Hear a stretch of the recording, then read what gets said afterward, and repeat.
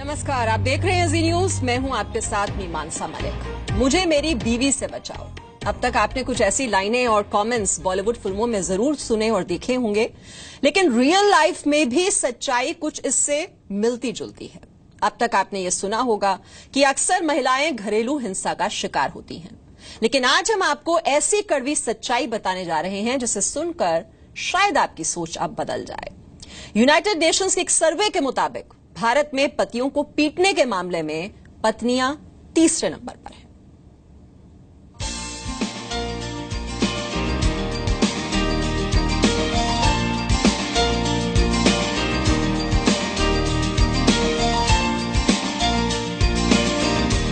पति की लंबी उम्र के लिए व्रत, उसकी अच्छी सेहत के लिए पूजा, ताकि सुरक्षित रहे उनका सुहाग।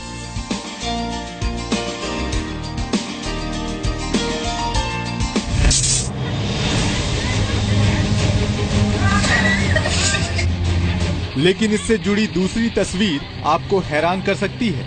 हाथ में झाड़ू, बेलन या चप्पल से पूजनीय पति परमेश्वर की धुनाई। जी हाँ, ये भी सच है। पत्नी के हाथों पिटता पति। अक्सर हम इस तरह की खबरों को गंभीरता से नहीं लेते हैं या मजाक में उड़ा देते हैं, पर सच तो ये है कि देश के पति भी घरेलू हिंसा का शिकार हो रहे हैं।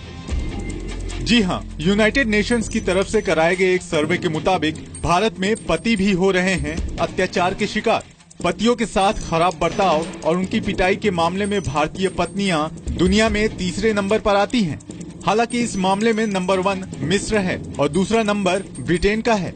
ये रिपोर्ट फैमिली कोर्ट से मिले सबूतों और आंकड़ों के आधार पर तैयार की गई है।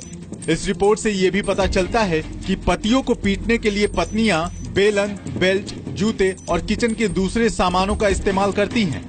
इतना ही नहीं, कई पत्नियां तो अपने पतियों को खाने में या किसी और तरीके से नींद की गोलियां तक दे देती हैं। पति को परमेश्वर मानने वाले इस देश में पति पिटाई की बात हजम करना मुश्किल है। अक्सर महिलाओं पर घरेलू हिंसा की चर्चा की जाती है, लेकिन ज्यादती का शिकार पुरुष भी हो रहे हैं, ये बात भी सच है।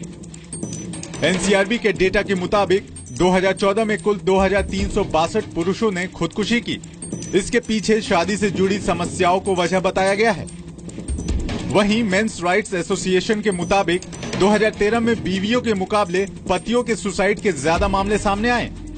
अक्सर ऐसे मामलों में पति शिकायत दर्ज कराने से हिचकिचाते हैं, लेकिन सच्चाई ये है कि अब पतियों पर हो रहे अत्याचारों के खिलाफ भी खड़े होने की जरूरत है। ब्यूरो रिपोर्ट, जी मीडिया। तो पुरुष भी हो रहे हैं ज्यादती के शिकार, और इस पर मनोचिकित्सक कह रहे हैं कि इसके पीछे दरअसल समाज में बढ़ते न्यूक्लियर फैमिली कल्चर ही जिम्मेदार है। सारे ज्वाइंट फैमिली का कंसेप्ट खत्म हो जा रहा है, न्यूक्लियर फैमिलीज आ रही हैं। न्यूक्लियर फैमिली से अब आई पे आ गया है सिस्टम, तो समाज इसको बदलते हुए रवैये से देख रहा है कि हाय अब क्या हो रहा है। जनरली एक नेगेटिव एटीट्यूड ही होता है, चाहे वो वाइफ बैशिंग भी हो, चाहे वो हस्बैंड बैशिंग भी हो, दोनों को ही नेगेटिव नजरिए से देखा जाता है। तो भारत में महिलाओं के घरेलू हिंसा के शिकार होने की बात बार बार कही जाती है, लेकिन संयुक्त राष्ट्र के सर्वे से खुलासे के बाद भारत में पुरुषों पर होने वाली घरेलू हिंसा को लेकर भी सवाल उठने लगे हैं। भले ही ऐसे पुरुषों की तादाद कम हो, लेकिन सच यही है कि पुरुष मेंटली, फिजिकली और सेक्सुअली प्रताड़ित हो रहे हैं। एनसीआरबी के मुताबिक शादीशुदा महिलाओं की तुलना में शादीशुदा पति ज्यादा आत्महत्या करते हैं। वहीं किडनैपिंग, जबरन शादी, यौन शोषण मामलों में पीड़ित पुरुषों की संख्या ज्यादा है। एक्स्ट्रा मैरिटल अफेयर से जुड़े केस में पुरुषों और महिलाओं के लिए कानून अलग अलग है। पुरुषों के लिए इसमें सजा का प्रावधान है, जबकि महिलाओं के लिए ऐसे मामलों में कोई सजा नहीं है। ऐसा भी देखा गया है कि महिलाओं के लिए बनाए गए घरेलू हिंसा और दहेज प्रताड़ना के कानून का गलत ढंग से इस्तेमाल किया जा रहा है। कानून के जानकार ये मानते हैं कि पुरुष बहुत कम मामलों में कोर्ट का सहारा लेते हैं। साथ ही वो ये भी बताते हैं कि अगर सही जानकारी हो तो कानून की मदद ऐसे मामलों में ली जा सकती है। देखिए, पहली बात, पुरुष ऐसी बात नहीं है सामने आते हैं और ये सारी बातें कहते हैं कि वो पत्नी प्रताड़ित है, पर जहां तक मारपीट की बात है, ऐसे बहुत ही कम इंसिडेंट्स कोर्ट के सामने और हमारे डे टू डे प्रैक्टिस में आता है जहां पे औरत ने किसी पुरुष को मारा हो और बहुत ज्यादा क्रूएल्टी की हो। इसमें हमारे आईपीसी में प्रोविजंस भी हैं हर्ट और ग्रीवियस हर्ट के, सेक्शन 324, सेक्शन 325, जिसमें वो ऑफेंस बनता है। तो अगर महिलाओं के लिए कानून है तो पुरुषों के लिए भी कानून है। हर आदमी, आम जन मानस के लिए कानून है। कोई भी आदमी अगर कानून के विरुद्ध काम कर रहा है तो हमारे लॉ में उसके लिए प्रोविजंस हैं जिसके तहत वो ऑफेंस बनता है। आमतौर पर पति को पत्नी से शारीरिक और मानसिक तौर पर मजबूत माना जाता है, लेकिन मौजूदा दौर ने इस धारणा को बदल दिया है। पति पर अत्याचार करने वाली महिलाओं की तादाद भी कम नहीं है।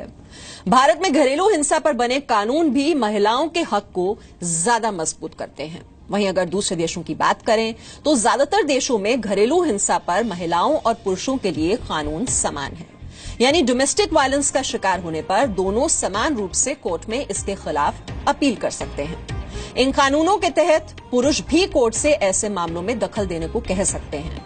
यहां तक कि कोर्ट ऐसे आदेश भी जारी कर सकता है कि प्रताड़ना देने वाला विक्टिम से नहीं मिल सकता, फिर चाहे वो पत्नी ही क्यों ना हो।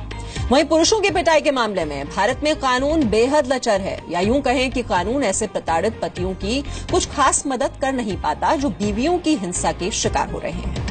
भारत में ऐसे मामले भी सामने आ रहे हैं जहां पति इस हद तक घरेलू हिंसा का शिकार हो रहे हैं कि उनकी जान पर भी बना रही है। देश में अब डोमेस्टिक वायलेंस को लेकर जनरल न्यूट्रल कानून बनाने की मांग उठने लगी।